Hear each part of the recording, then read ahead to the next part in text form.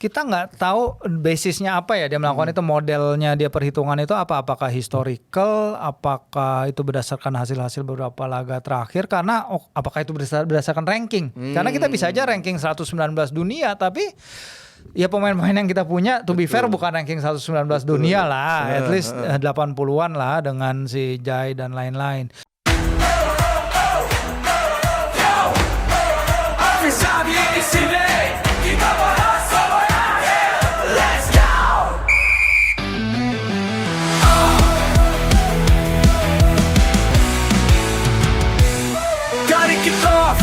Sampai injury time, bicara bola gak ada finish line. Strategi, gosip, dan transfer panas di peluit akhir semua dibahas. Tsunami saat tribun berkobar, Afisa bicara gaya yang hambar. Sempat bola sampai hari terakhir, dengar podcast ini jangan sampai minggir.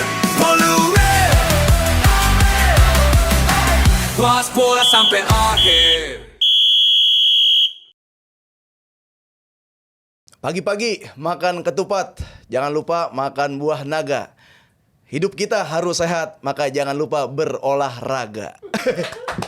Ya, inilah ya, selamat datang kembali di podcast Peluit Akhir yang ngomongin sepak bola dan olahraga sampai hari akhir. Masih bersama saya Menpura, Afif Safi ya, yang kali ini sudah kedatangan bintang tamu yang spesial. Ini untuk kedua kalinya ya. Yang namanya sepak bola itu banyak taktik ya, bukan cuman sport tapi ada entertain, ada seni dan ada keindahan di situ. Tapi ada juga orang yang bisa bikin sepak bola menjadi sempurna, yaitu seorang jurnalis. Di samping saya sudah ada Firzi. Apa kabar, Terima kasih. Thank you udah mengundang lagi. Iya, saya selaku Menpura. Menpura apa punya apa? Pura-pura. Oke. Pura-pura. Jadi kalau pedal kita ngincer foto. Gitu ya. Kalau Jadi, fun football kita yang ngumpulin duitnya kita tilep-tilep dikit. Oh, ambil dikit. Benar ya. Benar. Itu. Bukan di fun football aja tapi. Banyak. Oh banyak. Iya. Host juga sekarang host pedal. Ada ya? Host pedal. Ini jadi host pedal ya. Peluang bisnis Bener. bagi banyak orang. Membuka betul. lapangan pekerjaan. Betul, kan? lapangan pekerjaan 19 juta baru. lapangan pedal Betul. plus 19 juta lapangan pekerjaan. Jadi kita juga nyari 19 juta lapangan kerja Oh itu gitu. kan. Oh masyarakat disuruh improv. Disuruh berarti kan? improv, benar. Iya benar. Itulah dia tugas Menpura di sini. Karena kan pemuda dan olahraga. Berarti pemudanya memang harus kreatif. Ya apalagi melihat peluang bisnis dalam dunia olahraga. Itu dia. Kalau udah ada Firzi di sini. Ya. Berarti udah ada dosen sepak bola. Asik. Pasti ada wawasan yang nambah ya, pasti ada insight-insight baru gitu. Nah, ini kita bakal bahas Indonesia dan Piala Dunia, Liga Inggris juga, tapi kayaknya belum pernah ada nih orang yang membahas awal mula atau sejarah sepak bola tercipta dan datang ke Indonesia nih. Bagus. Mas Firzi. Ini awal mula sepak bola masuk ke Indonesia ya. Bagus. Itu gimana sih kan? Kalau awal mula sepak bola kan ada yang bilang dari Inggris ketika udah profesional, udah jadi soccer, udah jadi match profesional. Tapi awal mula tuh di Tiongkok dulu, pakai kulit babi, kayak gitu. Nah tapi kalau untuk ke Indonesia awal mulanya kayak gimana tuh? Nah mungkin ada banyak orang yang lebih cocok ya bicara ini ya. Tapi ini setahu gue aja ya. Setahu gue aja kan kita pasti ke Piala Dunia ya tahun 1938. Memang waktu itu ya sebagai ini ya pemain-pemainnya juga pemain-pemain keturunan Belanda gitu, bukan kita sebagai belum negara merdeka ya. Dan ini udah kan, Republik belum tuh? Belum dong, masih 1938. Betul. Namanya juga belum Indonesia kan? Tapi belum, masih Hindia Belanda. Tapi itu diakui FIFA, Pip. Jadi masih diakui FIFA bahwa kita itu lolos ke Piala Dunia itu pertama kali 1938. Walaupun waktu itu Republik Indonesia belum ada. Jadi ketika dibilang bahwa ini adalah kita akan deket lagi nih ke Piala Dunia. Ini bukan kita ke Piala Dunia untuk pertama kali. Tapi ini Indonesia ke Piala Dunia untuk pertama kali sejak 1938. Jadi menurut archivingnya FIFA pun yang lolos artinya ke 1938 waktu itu adalah Indonesia. Gitu. Berarti udah pernah ya. Ini lolos bukan ke round-roundnya doang kan, bahkan lolos ikut berpartisipasi. Turnamen, iya. Wih, kelas banget. Tapi waktu itu kayaknya kita menggantikan tempat siapa gitu, lupa gua. Oh, bukan, tapi jalurnya kualifikasi enggak? Waktu itu ada satu pertandingan kalau nggak salah kita mainkan ya. Terus nanti kita coba cek lagi ya. Iya. Tapi sejauh perjalanannya itu lumayan nggak saat itu? Kayaknya cuma sekali main deh. Ya kan waktu itu Piala Dunia juga nggak sebanyak sekarang, Pip. Kalau sekarang kan emang sepak bola ya makin banyak duitnya, makin banyak pertandingan, makin banyak duitnya dong. Waktu itu kan emang negara-negara yang ketika itu bisa main aja. Paling 8 peserta, nomor 8 peserta lah kayaknya dulu itu. Oh, itu seru tuh ya. Dulu Gitu. mungkin tahun 1938 tuh belum ada calo ya, belum ada fans FOMO, belum ada tuh, belum ada pemain-pemain bola yang nge-DM perempuan, belum ada tuh, karena kan belum ada teknologi. Belum ada, iya. Nah, ngirim surat dulu ya. pakai merpati. Telegram. Iya. Pakai merpati sama telepati mungkin. Ini menarik nih sejarahnya dulu. Berarti dari 1938 sekarang kan tahun 2025. Itu kan jauh banget tuh jarak itu Mas. Kenapa nggak di 1948-nya dapat gitu atau di tahun berapanya masuk lagi? Kita kan nyaris lolos ya ke 86 ya. Waktu itu kita cuman terpaut satu pertandingan lagi. Berapa kali ngobrol soal itu sama Coach Hermansyah juga, kiper timnas waktu itu, pemain yang hebat. Ya cuman kalau ditanya kenapa ya tahu sendiri lah ya, sepak bola kita kan mungkin nggak semulus yang kita harapin ya Pip ya. Bahkan ketika kita terakhir kali lumayan nih sepak bolanya naik kan itu ya kita tahun 90-an awal lah, terus habis itu ada lagi tahun 2010 kan, kita 2010 kirain kita bisa jadi landasan untuk naik ke depannya, terbang lebih tinggi, taunya malah kena pembekuan. Jadi ya hal-hal kayak gitu lah Pip. Ada aja ya, maksudnya di saat saat talent atau secara teknis kita udah bisa ngejar, ada aja hal-hal non teknis atau faktor-faktor keberuntungan lainnya itu kan yang belum masih merestui. banyak lah. Tapi kalau sekarang nih, misalkan apa yang terjadi kalau misalkan timnas Indonesia lolos ke Piala Dunia atau nggak lolos ke Piala Dunia, apa yang terjadi dengan sepak bola Indonesia nih kira-kira? Apa yang terjadi dengan sepak bola Indonesia? Ya kita semua tahu lah ya, lolos ke Piala Dunia apa enggak sebenarnya PR-nya masih banyak, terutama di Liga Domestik. Liga Domestik kita masih ranking 25 di Asia ya. Dan kemudian ranking 6 apa 8 gitu di Asia Tenggara. Jadi secara perkembangan sepak bola grassroots kita juga masih harus ada perkembangan yang lebih baik ya. Karena kita tahu kan memang sejak kepemimpinan Erick Thohir yang sekarang ya, dari 2023 Februari waktu itu Pak Erick kan membangun sepak bola dari top down ya. Jadi yang diberesin memang timnas dulu, baru harapannya timnas itu memberikan inspirasi untuk naik liga-liga kita lebih profesional, lebih baik dan so on and so forth. Nah, oke, liga kita punya ada VAR sekarang, bahkan Liga 2 kita ada VAR, ada beberapa liga di Asia yang sekarang punya VAR ya, salah satunya kita. Harapannya transparansi lebih bagus, cuman kan masalah-masalah mendasar kayak infrastruktur, kayak ya Pip udah pernah main di Banten waktu itu, lapangannya sama kandang sapi juga bagusan kandang sapi kan Pip ya. Bocol-bocok gitu, itu aja baru Liga 3 ya waktu itu Liga kan. 3 tuh, udah menuju profesional tuh. Nah iya, menuju profesional. Sementara lu bandingin kalau lu lihat the padded seat atau apalah di FYP Twitter yang orang datang nonton pertandingan-pertandingan, lu datang ke kasta 9 aja di luar sana, itu lapangannya bagus Pak. Lapangannya bagus, lightingnya bagus, ada hospitality gitu-gitu. Yang kita kan sepak bola sebagai industri itu industri formal ya, kita nggak ngomongin industri informal kayak Tarkam gitu-gitu, itu kan jalan ya. Tapi bagaimana kita membuat sepak bola formal itu nyampe ke grassroots, partisipasi kita, anak-anak main bola, mereka mau main bola, lapangannya di mana, itu kan juga jadi salah satu kesulitan. Sementara di Jepang yang negaranya mungkin penduduknya setengahnya kita, mereka punya terakhir datanya itu adalah sekitar 800.000 sepak bola terdaftar gitu. Sementara di kita mungkin 300-an ribu gitu. Jadi memang masih jauh bagaimana kita membangun sepak bola. Kalau emang kita lolos ke Piala Dunia, harapannya itu menginspire lah generasi berikutnya, memberikan anak-anak baru yang mau main sepak bola ini ya partisipasi ya, bukan hanya nonton gitu. Harapannya emang bukan nonton tapi mereka main sepak bola itu kan. Makanya kenapa kita kemarin jadi juara di e-football dan FM gitu, karena emang banyak kan yang kita juara dunia coy itu karena emang kita banyak yang main game gitu. Nah harapannya kita sekarang bukan hanya main game, bukan hanya nonton bola, tapi juga main bola itu sebenarnya. Itu dia. Emang visi dan misi Menpora di sini kan menjadikan Indonesia menjadi negara pemain bola, bukan penonton bola, gitu. Karena kalau yang tadi kalau e-football menang kita banyak Menang juara waktunya. dunia kita, iya. Ngeri. Ya itu dia. Tapi kalau tadi yang Bang Firzi bilang kalau misalkan kayak dari grassroots-nya ini kita kan kayak masih banyak yang tertinggal nih secara infrastruktur, lapangan dan lain-lain. Sementara di luar liga-liga 9-nya aja tuh udah kayak profesional banget merangkap.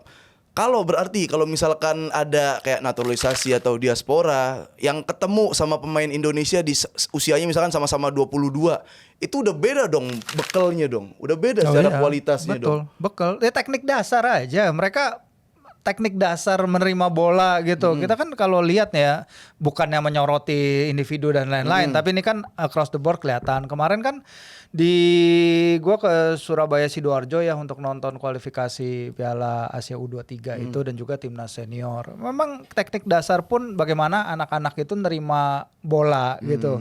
Kadang ada yang nerima bola, bolanya masih mental jauh, ngontrol bola lambung, ngontrolnya. Seharusnya kan pemain bola, ya lu pemain bola udah tau lah. Kalau ngontrol sekali, lu bisa nentuin arah lari lo ke berikutnya gitu. Mereka untuk ngontrol aja struggling gitu beberapa pemain. Nah, hal-hal kayak gini bukan salah mereka sepenuhnya karena mereka hanya menjalani apa yang telah dilatih gitu. Bisa jadi pelatih mereka dulu ketika mengajarkan pun ya kita lisensi pelatih berapa ada pelatih kita belum jumlah pelatih kita juga masih belum mencukupi. Sebenarnya kalau gua ngomong dulu pernah interview via email dengan dirteknya Jepang lah, Masanaga Kageyama. Dia bilang itu cara paling terbaik itu sepak bola itu adalah bagaimana cara pelatih bagus itu bersinggungan dengan anak-anak yang punya talenta gitu. Jadi lu punya talenta aja untuk jadi pemain ya mungkin jago tapi mentok. Tapi kalau talenta itu nggak dikembangin oleh pelatih bagus, jadi pelatih itu harus bisa bersinggungan dengan mereka yang punya talenta bagus karena gue yakin dari berapa ratus ribu partisipan bola ya, kita bukan ngomongin Indonesia 300 juta rakyat kok nggak ada berapa 11 pemain. Kadang ngeliatnya nggak kayak gitu, ngeliatnya seharusnya berapa dari yang berpartisipasi di sepak bola ketemu pelatih yang top gitu. Makanya coba lu kalau dulu ketemu pelatih top lu nggak duduk di sini, lu udah ikut timnas di Jeddah sekarang. Bener juga. Tapi itu bener, gue setuju banget karena itu yang membedakan akhirnya yang membedakan pemain yang jago sama pemain yang berkelas itu beda tuh. Kalau mungkin di kita yang jago yang belum dipoles jago, kita bisa ngelewatin 1-2 pemain lah kalau lagi megang bola. Cuma kalau dibilang berkelas kadang belum nyampe ke berkelas, belum sampai yang tadi kayak visinya harus ngapain, pergerakan efektifnya seperti apa itu sih ya. Tapi kalau pemain yang jago tapi harus bayar dulu buat masuk line up, gimana tuh? Jago ya buat EPA lah, misalkan di EPA ya jago nih pengen masuk skuad EPA dimintain sama pelatihnya. Ya, kita 15-20 juta. Diduga praktek kayak gitu masih ada ya. Ya kita tahu lah teman-teman kita kan juga banyak yang terlibat di sepak bola grassroots ya, Pip ya. Ya ini part of culture sih gue bilangnya nggak sih? Ya lu mau kemana juga harus lakukan itu kan biasanya ya kalau mau dapat treatment yang beda ya. Sayangnya kan masih seperti ini. Oke, di beberapa klub udah mencoba pencegahan untuk hal-hal seperti itu. Tapi ya pada prakteknya emang dugaannya masih kuat hal-hal itu terjadi. Nah, ya inilah yang harus dibenerin juga di level grassroots gitu ya, bahwa ya emang yang masuk itu harus benar-benar yang punya talent gitu, bukan orang-orang titipan gitu. Nah, orang titipan ini kan yang banyak. Iya, kecuali titipan yang Thailand tuh jago tuh. Ada titipan, ada pemain. Titipan, iya benar-benar ada pemain namanya titipan. Ya itulah dia. Jadi ya sebenarnya banyak orang-orang yang niatnya tulus yang pengen mengembangkan sepak bola Indonesia menjadi sepak bola Indonesia yang murni. Ya talentnya juga bagus-bagus. Cuma orang-orang yang masih menggunakan praktek kayak gini nih yang bikin sepak bola Indonesia tuh jadi susah berkembang. Gua doain lu nanti ya di akhirat digebokin lu sama banyak ketiban bola ya, bola Adidas, bola Panda, bola Jabulani sampai sakit lu. Jabulani yang susah gerak arahnya itu ya. Diego Forlan, digebok Diego Forlan lu ntar lu yang bikin sepak bola Indonesia. Mentang-mentang lu bisa nebak 3 dari 4 top skor Piala Dunia 2010 ya kemarin ya. Di acara itu ya bagus. Nah, Bung Firzi, ini ada yang lebih menarik lagi nih soal bagaimana pemanggilan pemain-pemain timnas. Ini ada beberapa nama pemain yang krusial juga yang nggak dipanggil, entah ada yang cedera, memang ada yang emang nggak dipanggil. Contoh kayak Marcelino. Nah ini Marcelino kan kalau kita lihat kemarin lawan Arab Saudi menangnya tuh ya, Marcelino kan ngegolin, lumayan lah ya 2 gol, ada selebrasi yang di bangku. Maksudnya kalaupun ada tuh kan setidaknya bikin wah ini yang kemarin golin nih, Arab jadi dak-dikduk. Nah kalau nggak dipanggilnya aja dulu lah, kenapa Marcelino nggak dipanggil menurut Bang Firzi? Ya Marcelino ini mungkin salah satu pemain yang sangat disayangkan sebenarnya ya. Kalau kita lihat kemampuannya, apa yang bisa dia bikin di Piala Asia U23, Piala Asia 2023. Ini mungkin salah satu generational player kita. Tapi itu tadi sehebat-hebatnya talent lo, kalau nggak diasah lo mau gimana gitu, mau kemana, apa perkembangan seperti apa yang diharapkan dari dia. Ini juga lagi-lagi ya mungkin juga bukan salah dia, mungkin siapa yang menasehati dia bagaimana. Kenapa seorang Marcelino yang begitu hebat bagi kita hanya main 148 menit kompetitif football sejak dia meninggalkan Persebaya Februari 2023. Itu kurang dari 2 pertandingan full loh, Beb. Maksud gue nih gila aja seorang Marcelino kok nggak bisa main, nggak bisa punya game time yang bagus. Di satu sisi dia diambil oleh timnya Pak Erik kan, Oxford. Itu bagus, dia bisa dapat kesempatan di sana. Tapi konteksnya Oxford di musim kemarin adalah mereka juga lagi berjuang menghadapi degradasi. Itu juga sulit, mereka nggak bisa ujuk-ujuk nurunin pemain, eksperimen nggak bisa. Mereka fight untuk tetap di championship. Di awal musim ini juga serupa, dia dikasih kesempatan di Piala Presiden, sempat main tapi habis itu dia nggak ada, kabarnya cedera, hamstring, akhirnya dia latihan mandiri, dan latihan mandiri itu berlanjut sampai Oktober ini, artinya udah sejak awal musim, dia sejak bulan 7 dia nggak main sama sekali. Apakah itu tergantung sama dia ya? Ketika gua ngobrol sama dia, bukan ngobrol ya, ketika wawancara sama dia di media day Timnas bulan November itu, dia cerita kalau emang dia senang ada di Oxford itu karena Oxford ini memberi dia suasananya bagus pertama, teman-temannya mendukung, tim pelatihan mendukung, dan dia terutama bisa latihan sama orang-orang yang levelnya lebih tinggi ketimbang di sini. Cuman kan ya seperti kata Coach Patrick di konferensi pers pertamanya, lo bisa ngerasa diri lo fit, tapi apakah lo match fit? Ini kan yang nggak bisa terbangun kalau misalnya lo game time-nya sangat terbatas. Jadi ada orang yang mengatakan bahwa dia game time-nya terbatas saja masih bisa berkontribusi lawan Arab Saudi, kenapa nggak dipanggil lagi? Kalau gue sih ya mendingan kasih kesempatan kepada yang berkontribusi dan punya waktu menit main ya, kayak si Emiliano Jonathan. Mungkin kalau misalnya belum ada Emiliano, belum ada Zylstra, mungkin aja Lino main. Tapi Lino sekarang tahu dia bukan otomatis lagi. Bahkan dengan Beckham Putra pun penampilan Beckham juga lumayan loh. Jadi dia udah bukan berada di posisi yang gak tergantikan lagi. Kita punya Beckham, Egy terutama tetap main di sana. Kakak Ricky main sebagai gelandang nomor 8 serang, itu gokil banget mainnya, luar biasa banget.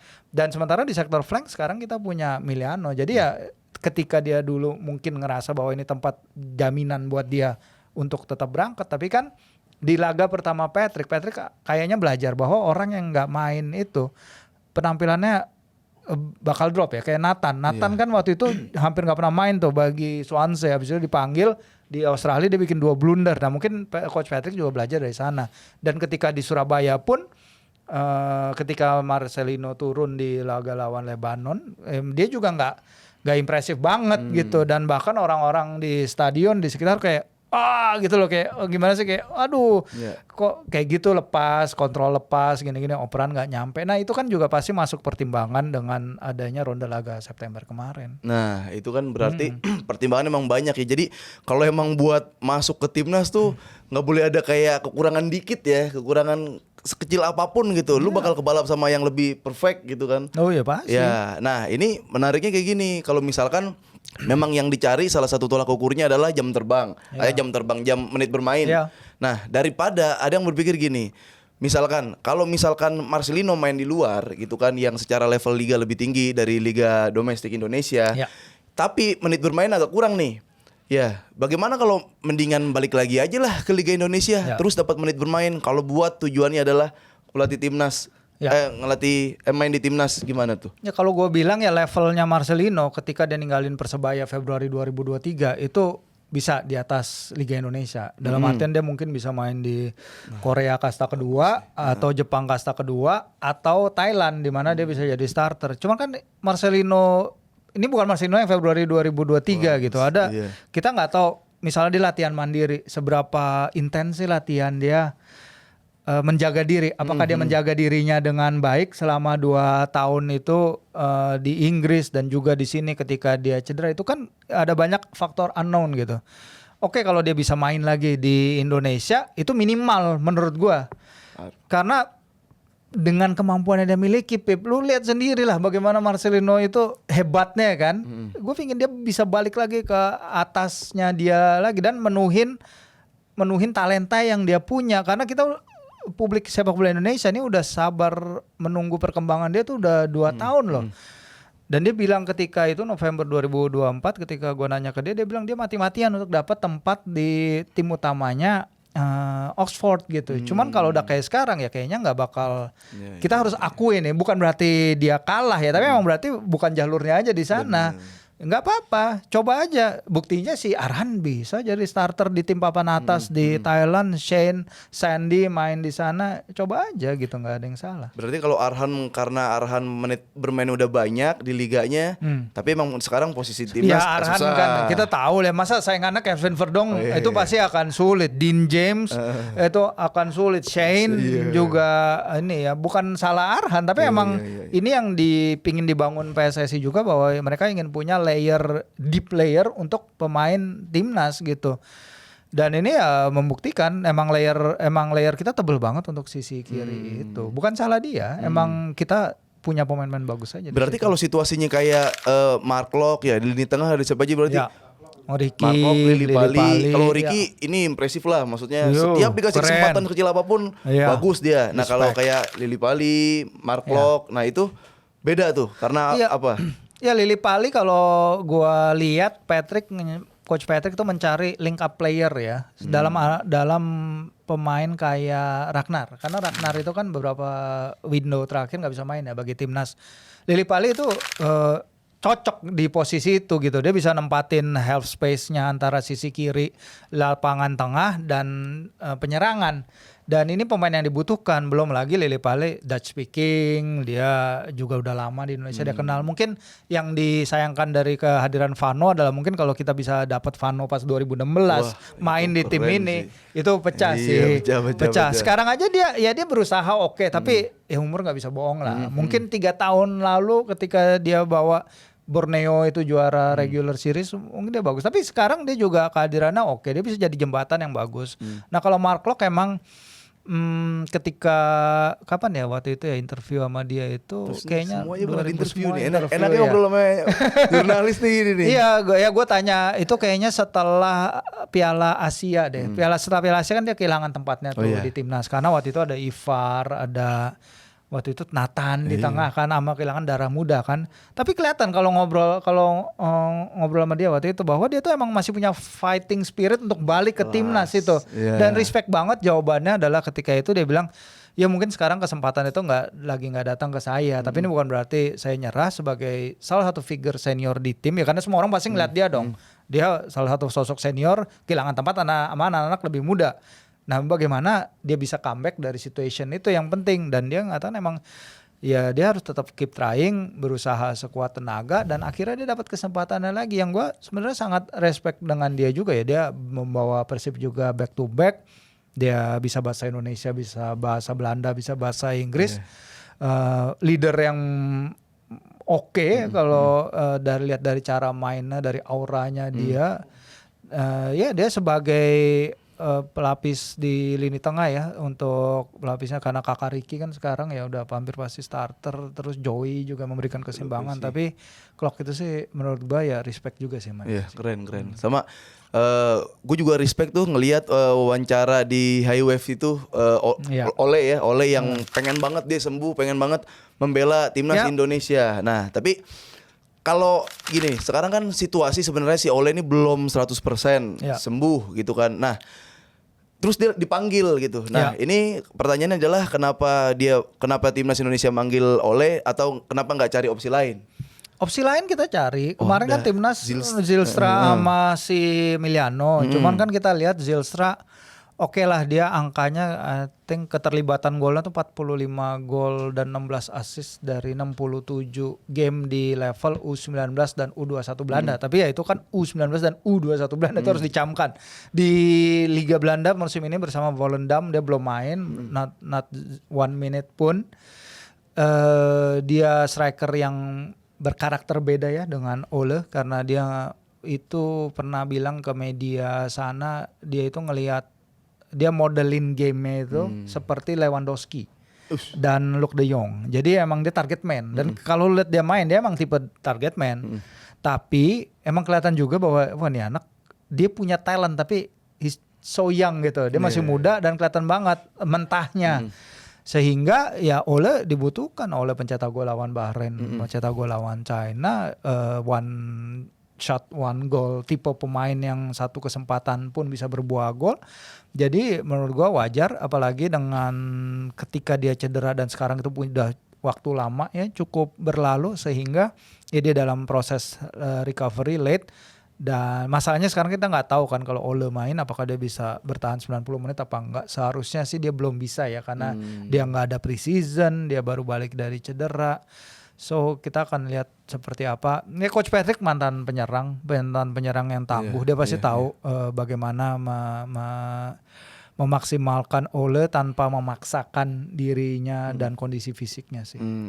Cuman kan memang ya kita pasti butuh striker yang seklinis Ole lah gitu. Cuma kalau masalah kayak ini mumpung belum fit, apa kayak masalah kuota gitu, kayak apa nggak sayang kuotanya buat Ivar Jenner aja gitu. Ya timnas sekarang kayak bawa 28 pemain ya, maksudnya kan itu ada bisa 30 maksimal.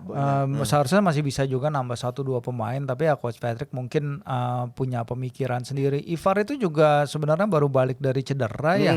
Dia kan nggak main di awal-awal musim ini. Dan kalau emang akhirnya BTN atau direktur teknik memutuskan bahwa Ivar lebih baik dibawa untuk ikut SEA Games, kan Ivar diundang masuk ke ini ya TC Timnas U22. So ya udah, mungkin itu keputusan grand plan-nya dari direktur teknik dari PSSI ngelihat bahwa oke, mungkin dibutuhkan timnas setelah pertandingan di Sidoarjo kemarin diputuskan lebih punya kontrol di lini tengah. Oleh karena itu Marcelino masuk, oleh karena itu Ivar Jenner dipanggil. Ya mungkin pertimbangan lebih besar daripada tim ini gitu. Iya itu ya. Jadi kalau buat gue sih ya, buat saya selaku Menpora ini buat Ole ya, walaupun belum 100% fit, emang buat bikin musuh geter sih ada ya, ditaruh di line up ya. Atau mungkin jangan-jangan tiba-tiba dia udah sembuh. Ya kan surprise gitu. Benar. Cuma kalau belum sembuh Ole ya, di Jakarta Selatan ada yang namanya Haji Naim. Kalau mau jalan pintas ya. Gue sering loh ke situ dulu, pernah nggak sih? Gue deket banget. Deket banget. Itu kan wisata Patah Tulang kan. Setiap Sabtu rame banget. Banyak, macet jalanan. Iya benar. Sampai di situ. Iya. Ankle gue apa dulu pasti ke sana tuh. Sembuh tapi. Ya sembuh, cuman bau telur aja berapa hari. Iya kan dia pakai telur dia kan ininya. Iya. Oleh pakai telur boleh. Ke Banten boleh diasep-asepin, boleh lah. Nah, ini ada lagi nih, kalau menurut Bang Firji gimana Bang? Kenapa Reza Arya itu akhirnya dipanggil ya? Kenapa bukan kayak Teja Pakualam yang lagi on juga nih sama Persib ya, di Liga maupun di ACL? Ya mungkin ini keputusan pasti diskusi dalam dengan Short ya, dengan pelatih kiper antara Coach Patrick dan Short. Kenapa Reza Arya? Ya kalau dilihat juga sebenarnya menit bermainnya Reza tuh dia baru main 90 menit ya pada pertandingan pertama musim. Habis itu dia di benchnya PSM terus gitu. Sementara Teja jadi starter, dia keep out si kiper asal ya Hilmansyah ya, kiper utamanya PSM. Sementara si Teja dia keep out kiper asal Wales itu si Adam. Habis itu dia ketika fit pun Adam nggak dipaksakan main karena Teja masih solid. Dia main di Liga Champions Asia juga.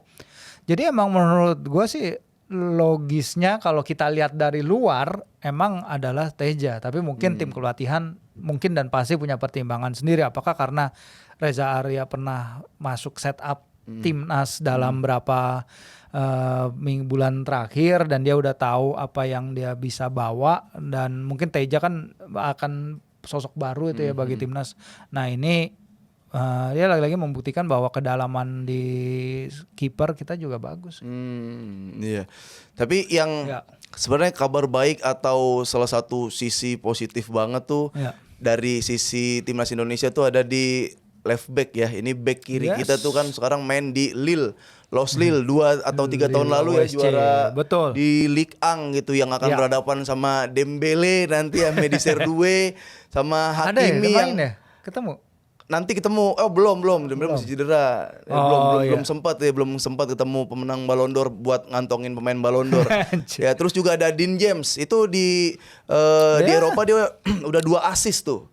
Ini wah, sedampak apa nih sebelah kiri dari timnas Indonesia? Menariknya kan memang Verdong akhirnya Patrick menemukan cara memainkan Verdong dan Dean James bareng ya. Dan itu kan kelihatan lawan Lebanon bahwa Verdong main di left DM dan di main sebagai left DM itu dia bisa turun ke LCB, left center back, atau main lebar, sementara si Dean James yang di push maju. Dean James tuh bola-bolanya keren sih menurut gua sih, dan Verdong itu very reliable ya, maksudnya bola nggak bakal lepas dari dia gitu. Dan gua berapa kali nonton Lille juga di Liga Eropa tuh, wah ini emang keren ya orang gitu. Bagaimana dia bisa mempertahankan bola, dan kalau bagaimana si Verdong itu dia ketika di Nijmegen kan dia punya angka passing progresif tertinggi, angka passing short passing, medium passing, long passing tertinggi dari semua pemain outfield, dan angka-angka operan komplit juga tertinggi. Jadi emang dia bukan orang yang gampang kehilangan bola. Dan sekarang di Lille dia naik 1 level nih. Lille yang musim lalu ngalahin Real Madrid loh, udah 1-0, dan Atletico Madrid 3-1. Jadi emang ini tim yang sampai musim lalu pun main di Liga Champions. Emang sulit karena banyak pemain mereka yang akhirnya dijual, terutama si Jonathan David itu. Sehingga sekarang mereka harus sedikit rebuild. Tapi menurut gua ini tujuan yang sangat bagus bagi Calvin sih. Guys, sebentar dulu guys. Nih buat kalian yang mau beli merchandise atau pernak-pernik tentang sepak bola nih yang keren-keren di sini, apa aja ada ya. Langsung aja check out di link di sini nih. Oke? Mantap.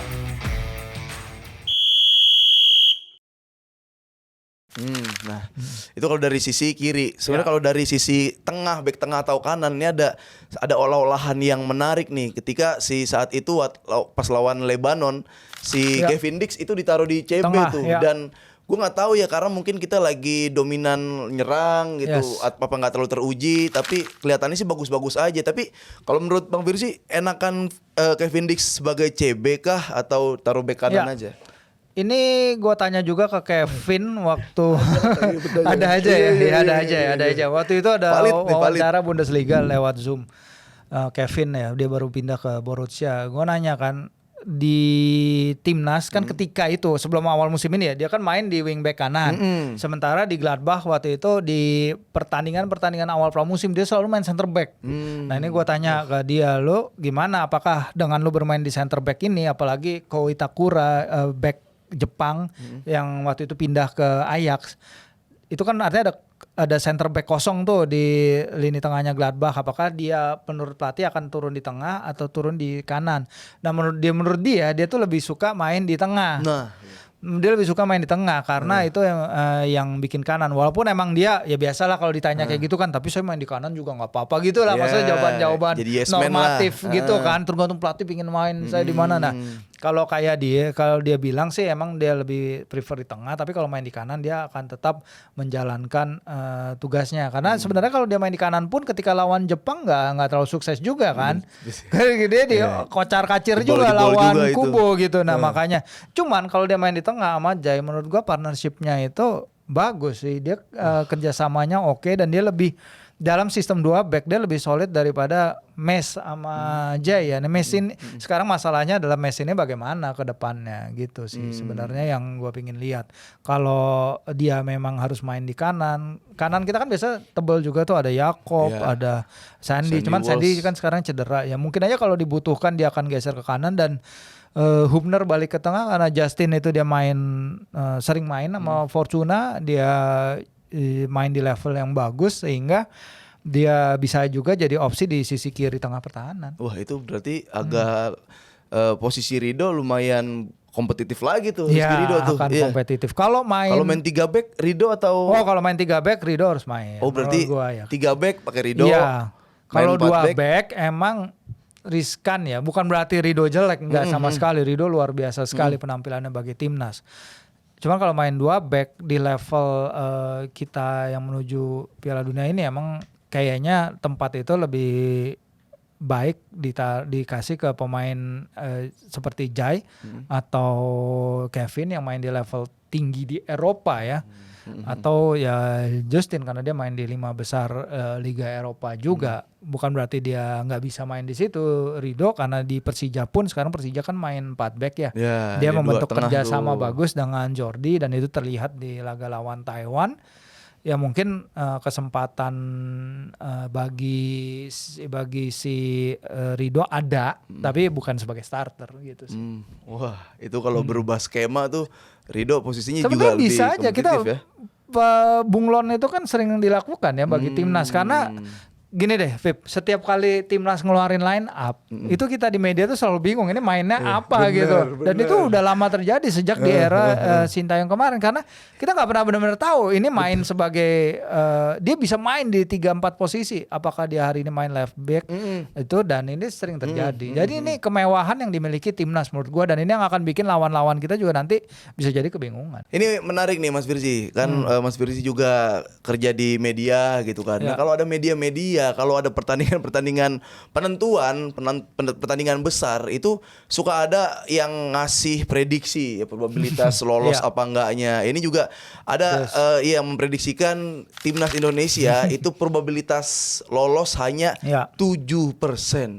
Ya ini ya si itu ya akun itu. Teman kan kita nggak tahu basisnya apa ya dia melakukan itu, modelnya dia perhitungan itu apakah historical, apakah itu berdasarkan hasil-hasil beberapa laga terakhir, karena apakah itu berdasarkan ranking, karena kita bisa aja ranking 119 dunia tapi ya pemain-pemain yang kita punya to be fair bukan ranking 119 dunia lah, at least 80-an lah dengan si Jai dan lain-lain.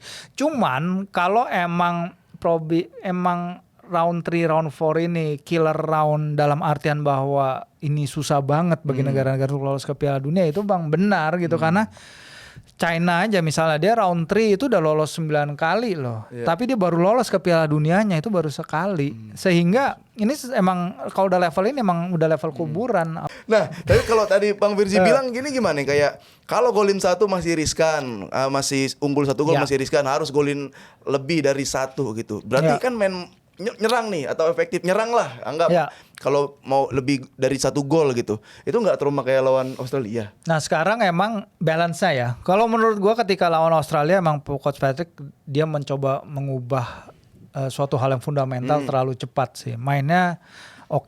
Masih main 3 back tapi dia naruh 2 pemain di depan ya, Rafa sama si Ole. Jadi emang ketika itu tim baru ngumpul 2 hari, full praktis baru sehari, terus dia langsung mau coba formasi lebih menyerang ya. Mungkin sedikit naifnya di sana. Tapi kalau sekarang dia punya the whole waktu yang dia punya sekarang, ditambah ronde September, kita nggak tahu persis apa formasi 4-2-3-1 yang dia tampilin ini akan menjadi plan A dia nanti di Oktober.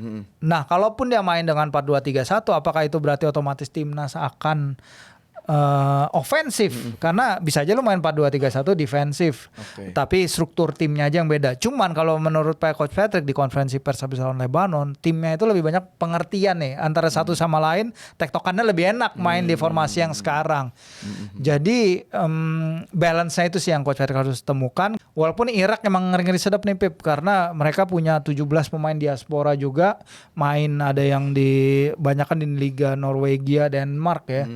Dan ada juga Aiman Hussein yang kita tahu penyerang sangat tajam, sangat bagus. Ali Jasim yang kita tahu jadi mimpi buruk timnas U23 dan juga ketika di GBK dia juga jadi aktor penentu. Ya ada beberapa individu yang harus kita waspadai. Itu dia ya. Semoga yang terbaik lah buat timnas Indonesia. Tadi sih gue sempat baca-baca Twitter dulu tuh, ngeliat-ngeliat berita-berita. Ada isu-isu underground juga. Kabarnya ya, bener gak sih kayak ini isu underground nih mas gue. bisa benar bisa salah gitu kan mungkinannya. Bener gak sih kalau kayak Marcelino nggak dipanggil tuh gara-gara ketahuan dugem? Ya ini kan isu aja ya. underground ya. Emang ya itu tadi balik lagi sebenarnya ke awal yang gue bilang, apakah Marcelino menjaga dirinya dengan baik di dalam dan di luar lapangan selama dia nggak bermain, karena ini akan penting untuk perkembangan dia, penting untuk kestabilan karir dia ke depannya. Jadi ya gue nggak tahu ya kalau isu-isu yang beredar gitu ya, harapannya sih enggak. Ya. Mudah-mudahan enggak ya. Iya. Mudah-mudahan enggak ya. Nah, tapi kalau misalkan ini sebenarnya bridging aja tuh buat ke kita mau bahas attitude sepak bola gitu pemain kan. Ya? Pemain sepak bola ya, beberapa pemain sepak bola top Eropa dan dalam negeri mungkin. Nah, ini kan kalau kehidupan sepak bola tuh kayaknya sih deket banget ya sama yang namanya kayak star syndrome gitu. Bener gak sih Mas, kayak deket banget sama star syndrome? Ya kalau lu anak muda terus gajinya bisa berapa 100.000 euro 2M sepekan kan. Jadi ini tergantung pribadi masing-masing dan tergantung bagaimana klub merawat mereka ya sebenarnya ya. Kalau misalnya gue baca di buku tuh Soccernomics itu. Jadi ketika dulu Real Madrid tuh punya segitu banyak era Galacticos gitu. Tapi ada beberapa yang gagal. Nah beberapa yang gagal ini karena mereka ketika pindah nggak dikasih kesempatan sama klub untuk adaptasi. Jadi mereka harus apa-apa sendiri gitu. Ya, yang ketara tuh kayaknya Michael Owen deh. Jadi ketika Michael Owen datang, ya lu cari apartemen sendiri, lu tinggal sendiri, lu ini nggak ada yang nemenin lah, bingung. Nah sementara ketika Jude Bellingham tampil di Real Madrid, tampil bagus sekarang, itu kan dia ditemenin sama emaknya di Madrid. Jadi dijaga Pip yang kayak gitu Pip. Jadi kalau soal kayak gitu ya emang harus ada balance-nya sih. Mereka kan ya lu kalau lihat jadwal pemain bola happy lah, lu datang latihan nih jam 10, jam 11 selesai. Mungkin ada latihan sore, mungkin juga enggak. Mungkin cuma meeting doang. Jam 3, sampai jam 5 paling maksimal. Ada pelatih yang makan malam harus bareng atau at least makan siang bareng untuk jaga ya kesatuan lah. Tapi ada juga yang bebasin ya, artinya lu free time lu banyak. Dengan duit segitu ya syukur-syukur kalau lu main game aja di rumah. Tapi kan nggak semua yang kayak gitu. Gue nggak tahu kalau lu pas muda dulu gimana. Tapi emang enggak ya. Gue ada yang manage banyak. Orang tua deket, ibadah masih itu sih. Kita harus punya guru spiritual agama gitu yang bikin membenarkan kalau lagi berada di melenceng-lenceng. jalur yang benar. Jalur yang benar, yang penting. Luar biasa. Carilah guru spiritual. Tapi ada orang tua lo yang jaga kan, itu kan maksudnya kan. Ada orang bapak tua lo kan kocak juga kan, sama kan. Jadi lo nyambung gitu kan. Dan gue bukan yang ngerantau jauh karena kan masih di Jakarta juga. Kalau di Jakarta tuh masih bisa terkontrol lah. Betul. Ngapa-ngapainnya lah gitu. Cuma bahas ke gue jangan terlalu jauh. Nah, ini bener sih kalau misalkan orang tiba-tiba dapat duit banyak, terus backgroundnya juga kayak bukan sarjana ekonomi, bukan background orang kaya atau yang bisa memanage keuangan, emang pasti ada kagetnya. Kayak banyak sepak bola yang party, bahkan orang-orang yang di klausul kontraknya sampai ada datengin 7 pemain dari teman dari negaranya buat party itu ada. Gitu kan. Cuma kalau di sini ya, kalau di sini itu nggak ada kontrak kayak gitu. Makanya ketahuannya di klub. Nggak privat. Kalau orang tua nggak privat. Benar. Robinho datengin, Neymar datengin orang. Private party atau ke pulau sendiri. Mereka ke pulau sendiri. Iya, kalau maksimal kita tuh. Private, Yamal pakai jet, pakai apa? Banana boat. Pulau kan, diterbangin kan sendiri-sendiri. Bener. Kalau di sini kan lu malam-malam ya kan ke stadium. Udah nggak ada stadium. Itu orang lama juga kan. Apalagi Dragonfly. Udah. Nah. Ini kita ke Lamine Yamal.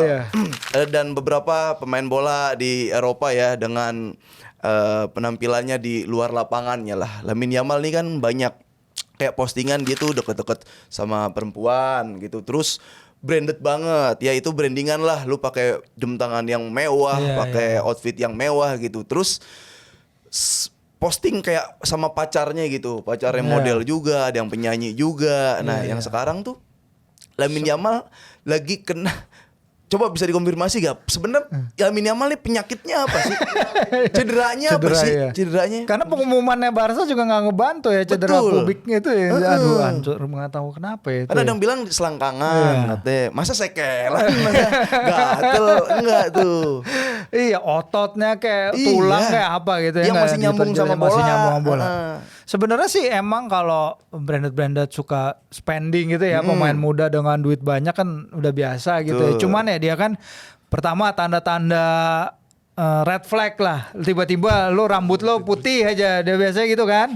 Rambut lo putih. Terus ngundang orang-orang mijet ke ulang tahun lo. Itu maksudnya dari sekian banyak hal ngaco yang bisa terjadi. Itu kayaknya salah satu yang paling ngaco sih sebenarnya kalau yang pernah gue lihat. Udah gitu lu pacaran sama influencer. Bedanya berapa 7 tahun lebih tua kan. Sebenarnya kan ada banyak pemain bola yang mereka punya sweetheartnya ya, sweetheartnya dari kecil, udah lama bareng. Jadi sumuran, sepantaran. Tapi kan kalau kayak gini lu pacaran sama influencer yang 25 tahun sementara dia masih 17 bahkan waktu itu kan kategorinya underage juga ya. Jadi ya ini memang pemain lu lah Pip, gue nggak tahu gimana nih.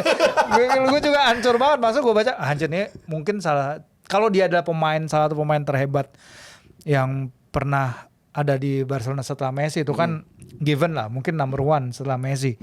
Cuman lu lihat Messi umur segitu dan Lamine Yamal umur segitu, apa yang mereka lakukan kan jomplang ya. Bahkan Ronaldinho pun umur segitu nggak, ya mungkin karena dulu belum ada sosial media juga kali ya, belum ada influencer. Ronaldinho suka party, dia nyampe puncak karirnya, dia juara 2006 enggak sih? 2006 Liga Champions Liga kan Champions. Ya dia udah nyampe puncak ya. Lamin nggak ngerti, makanya kehidupan di luar lapangan dia nih sangat-sangat menarik. Ya gue nggak tahu sih kalau fans Barca kayak lo ngelihatnya gimana gitu. Kalau gue lihat dari luar sih, ya ini mah udah apalagi kedatangan Marcus Rashford kan, udah tambah gawat.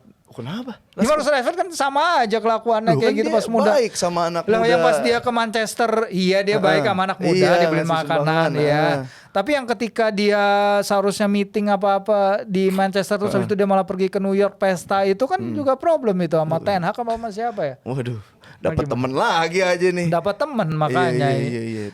Ya sayang sih, maksud kalau kita lu sebagai fans Barca punya ini Messi reinkarnasi nih, literally dengan gerakannya apa-apa, cuman attitude-nya seperti itu beda banget. Nah sekarang kita akan lihat apa yang bisa membuat Messi bisa main sampai 37 tahun, Ronaldo sampai 40 tahun kan itu karena ada fase itu. Lah Ronaldo tuh ada fase dia juga DM-DMin cewek. Betul. Terutama ketika dia main di Amerika. Ketika ada friendly di Amerika Serikat terus dia waktu itu dia deketin artis Hollywood. Dia pernah ada. Tapi kan itu fase yang udah lewat ya. Akhirnya setelah itu dia bertahan diri. Dembele juga dulu. Bahkan kalau gue baca Dembele itu orang yang kayak lo latihan aja harus dicekin sama Samuel Umtiti kan. Lu udah bangun belum? Betul. Kita mau latihan ya sampai level kayak gitu. Tapi sekarang kan dia bisa memutar balik karirnya kan. Jadi kalau lu lihat pemain drop abis itu jatuh, itu bukan berarti dia akan hilang karena selalu ada kesempatan dia untuk bangkit dan itu kelihatan di jalur karirnya Dembele hingga dia dapat Ballon d'Or sekarang.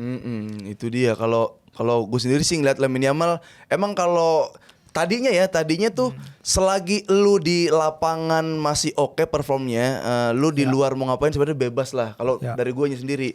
Cuma sekarang kan udah mempengaruhi kinerja di lapangan nih. Benar. Cedera-cederanya udah nggak ada apa dan gini, karena cederanya karena dia ini sama timnas ini juga sebel nih karena Barcelona sebel sama perlakuan timnas karena di Barcelona dijaga-jaga. Tapi sama timnas ketika si lawan Georgia apa gitu udah mimpin 4-0, 3-0. Masih tetap aja Turki masih tetap Turki Bulgaria ya. Tetap aja masih dimainin. Nah, di sini Barcelona sebel ya udah jadi dari awal aja bilang nih orang cedera jangan dimainin gitu. Bisa jadi itu tuh. Ya bisa jadi cuma buat dari Barcelonanya biar nggak dipanggil dan tenaganya dikuras di timnas karena udah nggak ada pertandingan yang penting. Spanyolnya juga udah lolos. Kayak gitu. Cuma gue sih dengan kalau ditarik-tarik ya konspirasinya dia sering party, sering posting sama influencer. Takutnya raja singa. Bisa ya. Apalagi cederanya kayak gitu ya. Cederanya di area tersebut lagi. Bener, tersebut. Lihatlah Messi punya Antonelli kan.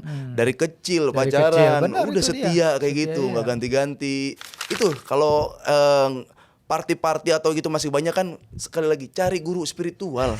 Cari guru, cari ustadz. Soalnya ustadz Maroko kan orang Maroko banyak. Iya benar. Banyak. Neneknya kan ini.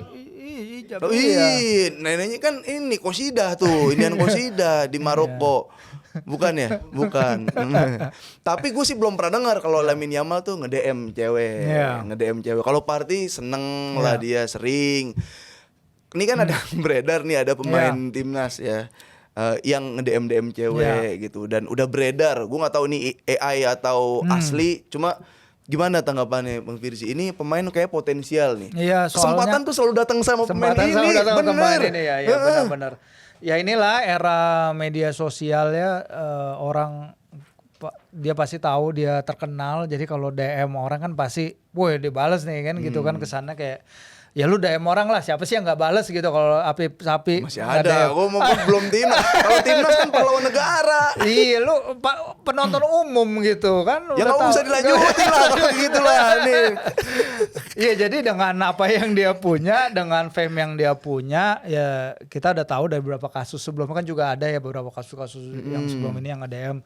Tapi kan biasanya orang-orang kita juga udah pinter ya. Biasanya kalau nge-DM ada orang, jadi gini loh. Orang yang di DM orang terkenal itu juga pingin terkenal. Betul. Artinya nge-spillin. Nah, jadi orang terkenal itu juga pasti, ini gue bener gak ya ngelakuinnya. Maksud gue dia lu pikir ulang lah. Maksudnya lu jangan asal DM lah. Karena kalau DM lu di DM-in lagi, yang kena DM ini yang terkenal biasanya jadi terkenal juga. Nah gitu makanya. Siapapun pemain timnas ya pakai akun kedua kayak apa kayak alter kayak pakai apa kayak jangan pakai akun utama centangnya itu ya bahaya lah, bisa kebobol namanya ya nggak sih. Iya. Dia pakai second account ya. Iya, second Cuman account bagaimana untuk menunjukkan bahwa nih gue lo yang DM lu gitu. Sementara pakai second account. Lalu dulu gimana biasanya? Iya, lu pengalaman, gue yakin Afif Sapi. Udah kita ke Liverpool. Sekarang kalau ada Firzi di sini pasti kalau bahas Liga Inggris nih lebih kental lagi nih, semakin kental. Apalagi sekarang ya persaingan di Liga Inggris kayak semakin susah tuh ditebak tuh. Arsenal peringkat 1 kan kaget sebenarnya kita ya kalau enggak sih, ntar juga turun. Gajah di atas pohon biasanya. Iya. Liverpool dulu deh. Liverpool gimana nih sejauh ini kayak masih struggle, bahkan pemain rekrutannya tuh ya hampir semuanya tuh belum tune in lah. Ya. Emang ini cara bermain Liverpool pun dari tahun ini ke tahun lalu tuh udah kelihatan beda ya. BPA terutama di luar bola, di dalam bola juga, bagaimana mereka sirkulasi bola. Ada pemain-pemain yang nggak bisa digantikan one on one gitu, misalnya si Trent nggak bisa digantikan one on one, Isak di depan kerjasama, terutama Luis Diaz ya sebenarnya ya, bagaimana Luis Diaz dalam pressing, pemain-pemain itu dalam pressing nih work rate-nya beda lah. Darwin di celah-celah gitu tapi pressing mereka dianya juga luar biasa. Jadi memang Isak emang dia datang dari tim yang melakukan pressing gitu, tapi kan dia melewatkan preseason timnya itu kan atas kemauan dia sendiri ya. Dia gak ikut preseason, jadinya dia gak fit. Dia masih berusaha mencari match fitness. Tapi kalau dia ada match fitness ya harapannya dia bisa bersaing sama Ekitike. Tapi misalnya kalau kita ngomongin pressing lagi, apakah Gakpo se-pressing Luis Diaz? Apakah si Wirtz, apakah dia se-pressing Szoboszlai kalau main di posisi tersebut? Kan itu yang beda ya. Dan bagaimana memaksimalkan kemampuan terbaik dari masing-masing pemain. Karena misalnya si Isak bagusnya kalau dapat supply dari kiri dan kanan, karena di Newcastle dia itu dimanjain banget lah, crossing apa segala bola buat dia.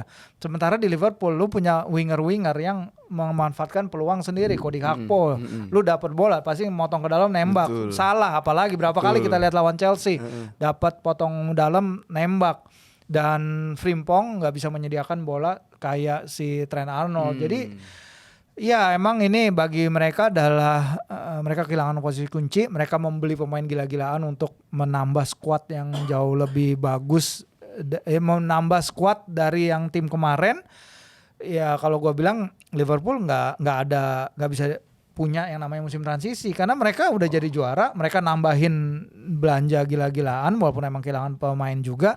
Cuman ya mereka harus bisa untuk menyatukan pemain-pemain ini secepat mungkin gitu ya. Mungkin nanti dalam 2-3 bulan lagi udah bisa. Cuman sekarang emang adaptasinya ada susah. Tapi berarti udah bisa dibilang belum kalau Liverpool ini emang beli pemain yang berkualitas tapi belum sesuai kebutuhan sejauh ini?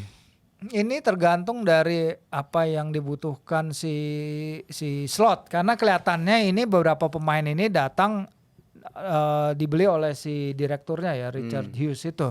Karena kalau slot kan emang udah bilang dia hanya pelatih, dia yang nyari pemain si Hughes ini. Nah, apakah pemain-pemain ini datang dengan diskusi full dengan slot atau melihat datanya sebelum ini bahwa ini based on data pemain-pemain ini cocok nih sama Liverpool. Nah, lu bikin ya pemain ini masuk ke tim ini.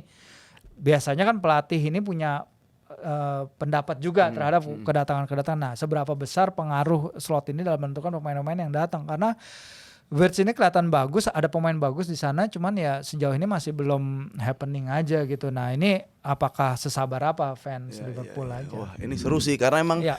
di musim lalu tuh nonton Liverpool pasti ada tuh sisi deg-degannya tuh. Tapi ujungnya menang tuh. Iya. Ujungnya menang. Cuma sekarang ada Ya kemarin deg-degan. kan ada deg-degannya, beberapa pertandingan memang menang kan, Chiesa golin, lawan Newcastle juga, lawan Palace pun.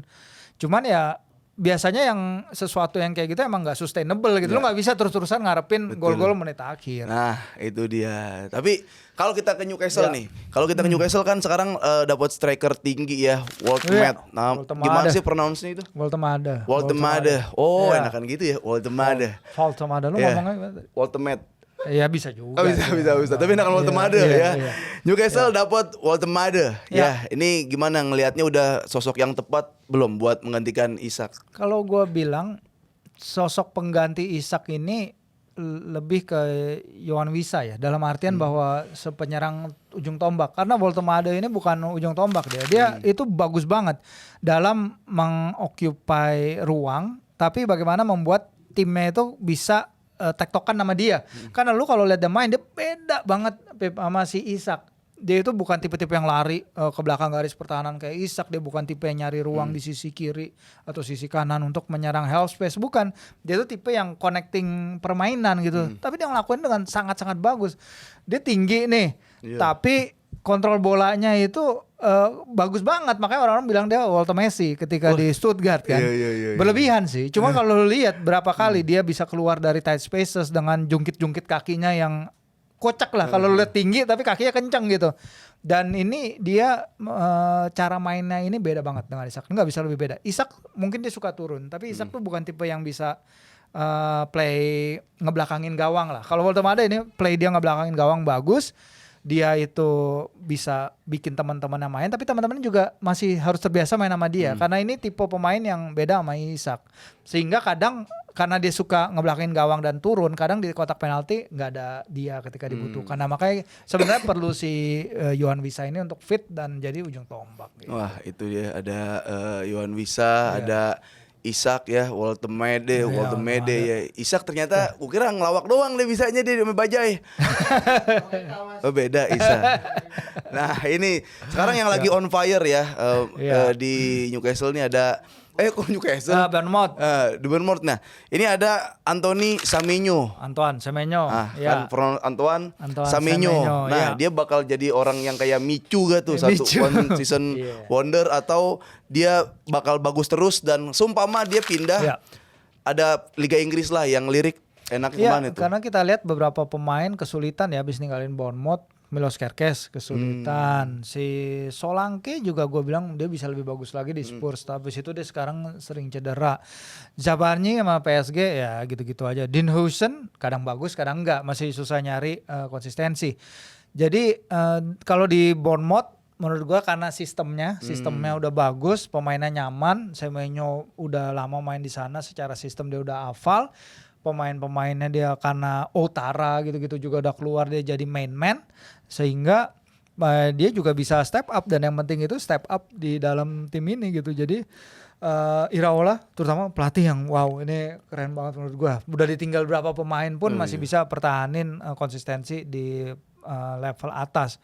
Dan ya gue harap dia bisa jadi pemain bagus bagi si Bournemouth, dan harapannya bukan kayak pemain bagus terus dibeli klub lain ya, karena gue pengen lihat klub-klub ini tuh juga berkembang. Kayak Crystal Palace misalnya. Kemarin berapa pemain tetap jago ya, pingin kayak gitu juga bagi Bournemouth gitu, karena mereka layak dapat chance dan terlepas dari akhirnya Premier League bisa lepas dari monopoli Big Six itu. Nah, makin kompetitif tuh. Makin kompetitif. Makin susah dikejar tuh.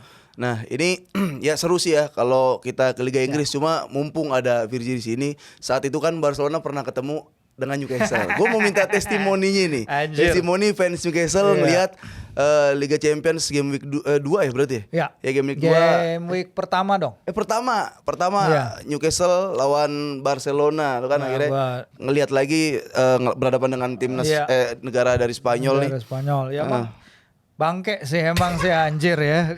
Itu bagaimana mungkin ya Pedri sama De Jong itu ya kayak yang gue bilang di IG gue yang lu tempelin itu mungkin 2 gelandang terbaik yang pernah main di St. James's Park dari tim lawan. Karena nggak mudah loh untuk lawan Tonali, Bruno sama Joelinton pas mereka lagi seger-seger asal awal musim. Terus bisa keeping bolanya kayak Pedri sama De Jong itu top banget. Cuman to be fair Newcastle kan seharusnya juga bisa mencetak gol awal-awal, terutama Anthony Gordon nggak kena, Harvey Barnes penyelamatan Johan Garcia, makanya gue bilang Johan Garcia ini solid banget untuk debut di Liga Champions waktu itu ya, dan main di St. James's Park malam itu nggak mudah loh, karena supporter Newcastle tuh luar biasa. Johan Garcia dengan 2 Pedri sama De Jong, abis itu golnya Rashford yang ya kali bisa gol kayak gitu lagi itu Rashford ya? Musim kapan itu jago banget gila loh. Gol pertama kalau menurut gue ya gol pertama itu karena si Cher itu habis kena tabrakan kepala, dia rada linglung. Kalau lu lihat dia sempat megang Rashford, habis itu dia lepas tuh sepersekian detik. Tapi penting untuk nandukan. Ya kalau gol kedua ya mau diapain? Udah nggak bisa itu. Disuruh ulang juga belum tentu bisa tuh. Rashford tahun sekarang. Belum tentu bisa. Belum tentu bisa, benar. Karena si Nick Pope ini kan dia punya angka clean sheet paling tinggi di Premier League. Sebenarnya secara pertahanan Newcastle baik-baik aja. Cuman ya itu tadi penyerangan lagi masalah, tapi kan akhirnya kita bisa bolin gawang lo itu template banget kan. Sekarang kan banyak tuh Pep yang pakai template itu. Terakhir Sevilla kemarin. Gampang bet. Nah itu harus ya cobalah karena gampang banget lewat dan itu kan berapa kali sebenarnya larinya si Elanga ngejar siapa Martin ya. Back kiri Gareth Martin kan ketinggalan kan berapa kali ketinggalan. Nah itu any other day mungkin dia bisa dapat 2 assist kali. Tapi gue gini Bang, kalau misalkan dari sudut fans gimana gue tanya nanti. Gue cukup seneng ngelihat press gon-nya pemain Newcastle loh, yang sampai bilang kita pernah berhadapan dengan City, kita pernah berhadapan dengan tim position. Cuman nggak se-Barcelona nih kita disiksa. Dia se-fair itu ya. Benar, se-fair itu karena emang nggak banyak tim yang bisa adu kuat di lini tengah sama Newcastle dan menang gitu. Arsenal dulu kalah, Liverpool juga musim lalu kayaknya seri ya 3-3, tapi kesulitan mereka di tengah. Sementara si Barcelona cara mereka keluar dari pressingnya tuh wah itu parah banget sih, jago. Cuman bisa tepuk tangan aja, gue nonton juga ambil tepuk tangan tuh. Nikmat ya. Kalaupun juga nggak apa-apa ya. Langsung gue kalau ada nomor lo gue DM lo langsung ya. Gue nggak pernah dibagi soalnya. Padahal kalau Newcastle ketemu Barcelona setelah Barcelona lawan Sevilla bisa menang. Iya beda kan kalau 5-1 lah gitu. Oh kan kemarin gak ada Garcia, nggak ada siapa lagi? Gavi. Iya Fermin, Yamal nggak ada. Itu aja nggak ada ya, nggak ada Yamal ya.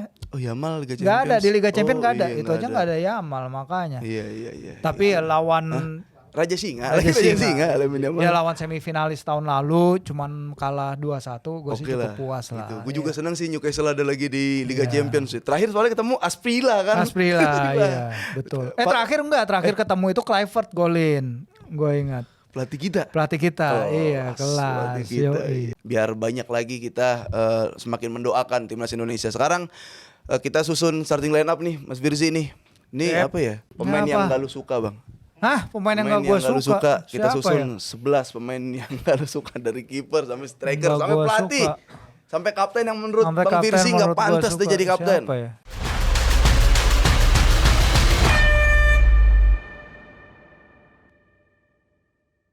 Yang pertama sih yang gue kurang suka dari dulu tuh Paul Ince di tengah. Kenapa ya gue gak suka? Pokoknya dulu gak suka aja. Oh pasti lini depan the one and only Michael Owen. Oh iya di Newcastle. Pengkhianat. Iya. Dia Dyer ya barengan ya? Enggak, Owen itu Dyer udah nggak duluan aja. Pokoknya si Owen itu pas Newcastle lagi mau degradasi dia nggak mau main aja. Anjir. Siapa lagi yang gua nggak? Ini nggak mengasihi Newcastle nggak apa-apa. Iya tapi kan ini secara umum kan. Iya. Yang gue nggak suka siapa lagi ya? Ballon d'Or. Anjir, gue ngeblank Santai. Kiper ada Onana, gue kasih tahu nih yang nyebelin. Enggak. Given Onana bagus tuh sih. Nyebelin. Emi Martinez sebenarnya gue kurang suka. Gayanya berlebihan aja. Iya. Emi Martinez gayanya berlebihan. Tapi kan dia kiper. Iya dia ininya cywarnya ya. Kadang too much. Cywarnya too much. Oh depan, bukan berarti gue nggak suka secara personal, tapi gue sebel karena dia selalu golin lawan Newcastle, Wayne Rooney. Oh, Wayne Rooney. Paling sebel aja gue kalau ketemu dia. Iya. Tengah. Dua Udah Inggris kayaknya jadi MU semua ya. Tadi gue mau bilang Roy Keane juga di tengah, Roy Keane nggak ya? Masukin aja. Masukin aja dulu lah Roy Keane. Kan dia tegas. Iya tegas leadership, benar. El Preman. El Preman betul. Tapi kurang suka. Kurang suka. Kanan siapa ya? Siapa lagi Pep? BB. Anjir, BB. Iya. Broyer berantem sendiri. Beli Boyer, enggak jangan. Viduka. Viduka bagus. Viduka bagus. Bagus Viduka. Viduka bagus. Barton kali. Iya, terlalu too much juga Barton. Joey Barton. Enggak. Dia fight Seru ya? bisa. Nontonnya seru. Kalau bek kanan Danny Simpson kurang demen Kartun. Dia bisa hilang possession hanya dari throw in. Coba lu throw in Allah. tapi lempar ke musuh. Ya, itu kocak banget Danny Simpson. Nyebelin sih.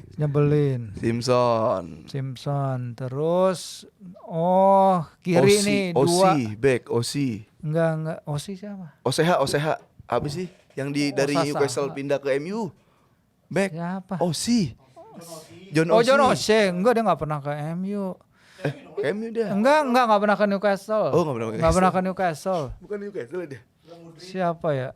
Enggak nih, gue sebel karena dia datang ketika Newcastle dari Dream Team habis itu langsung jadi tim kakek-kakek dua. Nih John Barnes sama Stuart Pearce di kiri dua-duanya. Loh, mana tuh? Iya John Barnes. Back yang gue nggak suka. Siapa Pep? Barcelona, Ramos. Bagus itu. Hah? Oh ngebatahin salah ya, tapi gue nggak ada hubungannya sih sama nggak ada sisi emosional. Newcastle. Biasanya yang suka nyakitin di Newcastle di Premier League atau biasanya nih ini aja pemain Wimbledon siapa? Vinnie Jones. Enggak, justru gue pemain-pemain kayak gitu respect. Biasanya kalau yang kayak gini tuh yang ada personal sama Newcastle biasanya. Iya. Atau Juventus. Juventus siapa ya? Juventus kenapa emang? Enggak, gue dulu suka Serie A kan. Maksudnya kita merhatikan Zalayeta. Jadul banget Zalayeta. Ini aja deh, gue bukan berarti gue nggak suka dia ya. Menurut gue dia Rainer ada aneh aja. Mark Iuliano, lo tau gak sih? Iya coba cari deh. Kayak itu tanggung banget nih pemain gitu. Mark Iuliano, pelapisnya si Montero. Mending Montero kuning terus. Kartu Tapi gue suka kuning. pemain yang keras kayak gitu, Pip. Oh pasti back tengah yang gue gak suka, Steve Bruce. Oh iya, tahu. Tahu siapa ya? Bruce Willis bukan? Steve Kayaknya Bruce ini pelatih dah, sekarang udah jadi pelatih. Pelatihnya Newcastle, ini satu-satunya pelatih, Pip, yang lu bisa masang 5 back di belakang, tapi tim lo kalah 5 gol. Goblok emang. Padahal dia salah satu pemain terhebat Liga Inggris loh sebagai back. Bodoh aja satu ini. Right wing. Sinclair. Kok lu tahu Sinclair? Kan gue main PS dulu. Owen, kan gue bilang Owen Dyer, Sinclair, Broyer. Iya. Tapi Sinclair itu bukan Newcastle. Tapi ada namanya Trevor Sinclair. Bukan. Loh. Siapa ya? Siapa lagi, Pep? Newcastle ya. Ireland ya. Scott Parker. Oh, yang gue benci. Yang gue nggak suka ya. Ini deh, taruh aja di situ. Nile Ranger, dia mau menyia-nyiakan karirnya bersama Newcastle. Dia main Nile Ranger ini penyerang Newcastle, penyerang muda. Karirnya kayaknya bakal naik, menanjak. Tapi habis itu dia terlibat dalam masalah-masalah luar lapangan. Ini dia, Pip. Kan tadi kita banyak bahas luar lapangan kan. Ini dia salah satu contohnya. Nggak kuat sukses. Iya. Pelatih yang nggak suka. Suka. Kulit. Enggak. Kulit. Bener. Kulit nggak jelas banget itu pemain. Pelatih. Oh, Ruud Gullit. Ruud Gullit iya, Ruud Gullit Kira, yang ya, itu. enggak. Berarti Siapa? enggak. Enggak. Dia nggak nyebut berarti pemain Newcastle, Barcelona. Ruud Gullit. Dah itu itu pelatih merusak, hampir berantem sama Shearer Kak. Dia bukan hampir, udah berantem sama Shearer. Jadi ketika itu seksi football bawa ke Inggris. Kampret. Anjir. Dah, ini pertanyaan dah dari Pradiki, jujur nyesel gak jual Isak ke Liverpool? Enggak sih, karena dapat penggantinya bagus sekarang dan dapat duit 150 juta dan sekarang di era PSR nih ya tim mau nggak mau harus jual pemain gitu. Dan Newcastle emang beberapa tahun terakhir kesulitan jual pemain. Sekalinya jual pemain langsung rekor transfer Inggris. Jadi ya nggak nyesel. Apalagi penggantinya sekarang Boltemade kayak gitu dan nanti Wisa gue yakin juga bakal langsung tancap gas. Mantap. Dan Isaknya juga mesti struggle ya. Isaknya juga 1 gol doang lawan Southampton pula tim degradasi. Jadi nggak apa-apa. Ya udahlah, itu aja lah teman-teman. Tepuk tangan sekali lagi buat Mas Firzi yang Thank sudah you. mewawancarai banyak orang-orang ya, sampai gue kaget Asprilla pernah diwawancarai ya juga pernah. dengan keadaan yang tidak sadar ya. Tidak sadar benar. Lucu banget. Matanya ke atas-atas gini. Lu bayangin gak sih kalau lu ngobrol sama orang orangnya matanya ke atas. Iya. Itulah, semoga ya timnas Indonesia yang terbaik ya lolos ataupun lanjut round berikutnya ya, nggak apa-apa lah ya. Dan tetap apapun yang terjadi, sepak bola Indonesia tidak kiamat ya. Kita tetap cinta sama sepak bola Indonesia. Jangan lupa nonton next episode dari podcast Peluit Akhir yang bakal ngomongin sepak bola sampai hari akhir. Oke, Afif Safi pamit. Adios. Vamos. Halo semuanya, jangan lupa nonton Peluit Akhir bareng gua Afif Safi. Dan kalau kalian mau nonton selengkapnya, langsung aja download Dance Go. Segera langsung di-download tuh. Kalian pasti gak bakal nyesel karena masih banyak konten-konten yang seru lainnya. Oke?